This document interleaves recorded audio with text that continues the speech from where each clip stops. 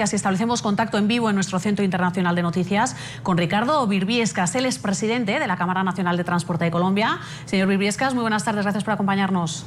Muy buenas tardes, saludándolos a todos los de Mesa de Reacción, como a los transportadores y camioneros que están a lo largo y ancho del territorio nacional y a todos los televidentes del continente que nos escuchan en esta hora. Precisamente, ¿cuál es la opinión? Se lo pregunto, de los transportistas, porque como lo estamos escuchando en el reportaje que hacía nuestro corresponsal desde Venezuela, hay muchos comerciantes en la frontera y en la frontera de Colombia que lo que están diciendo es que este cierre por la noche no afecta a los comercios legales.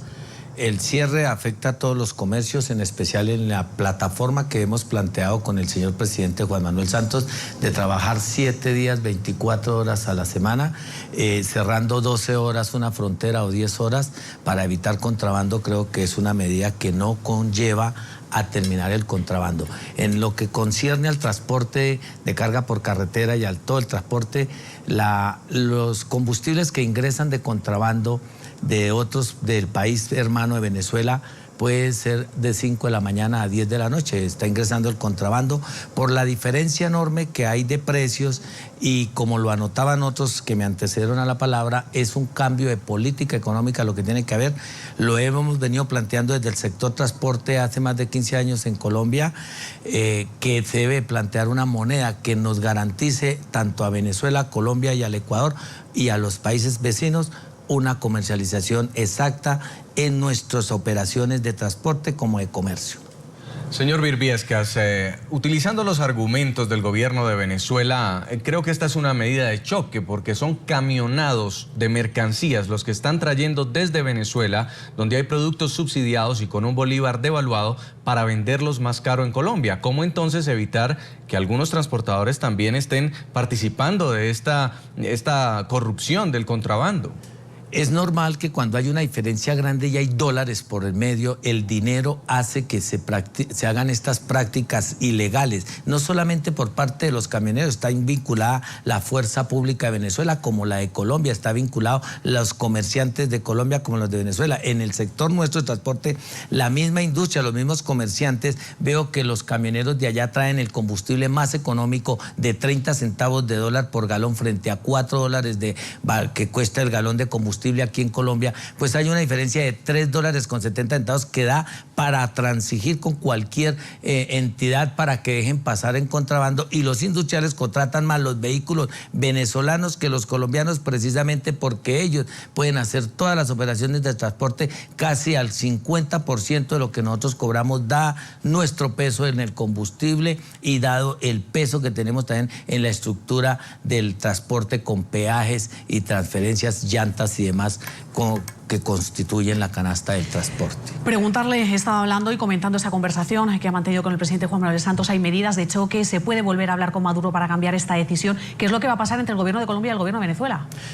Yo pienso que nosotros tenemos que, el señor presidente de la República de Colombia, hablar con el presidente Maduro y también con el presidente del Ecuador, porque deben de hacer un cambio de política económica. Si no hay un cambio de política económica frente a estos dos países, nosotros los colombianos vamos a entrar en pérdidas por cualquiera de las dos fronteras. Vuelvo y le digo, la competencia desleal que nos generan los hermanos venezolanos, camioneros que vienen al interior del país, que salen de Colombia con las mercancías, no está escrita. Perdemos más de 1 millón de pesos diarios en esta competencia desleal, dada el alto costo de combustibles nuestro, el bajo costo de combustibles de Venezuela, que por demás lo subsidia.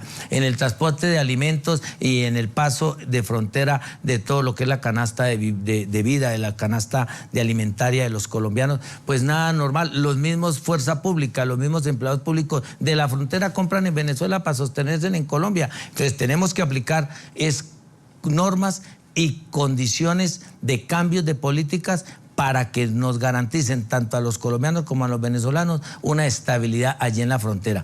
Allí nos obligan a nosotros a transbordar las mercancías, a los camioneros y a los transportadores colombianos. Si un camionero colombiano ingresa a Venezuela y tanquea, los policías nuestros en Colombia nos quitan los vehículos, nos quitan el combustible y nos meten el vehículo a un proceso penal. Y en Venezuela hacen lo mismo, pero si es un carro venezolano puede transitar, viene hasta aquí, hasta Colombia, hasta Bogotá, hasta el centro del país, con 200 y 300 galones de combustible que le garantizan a él bajar los costos, le garantizan hacer un transporte mucho más económico que el que nosotros prestamos, dado el alto costo de combustibles en el interior del país y aún en el precio de frontera, porque si nos vamos a la frontera cuesta 5.000 pesos un galón, sí, pero frente a 30 centavos son $2 con 20 centavos de diferencia que hay, que puede para comprar cualquier mente, cautivar cualquier sentimiento, sí, económico. Señor Virviescas, ya la medida es un hecho. Esta noche se observarán muy seguramente largas filas de lado y lado de la frontera, tanto en el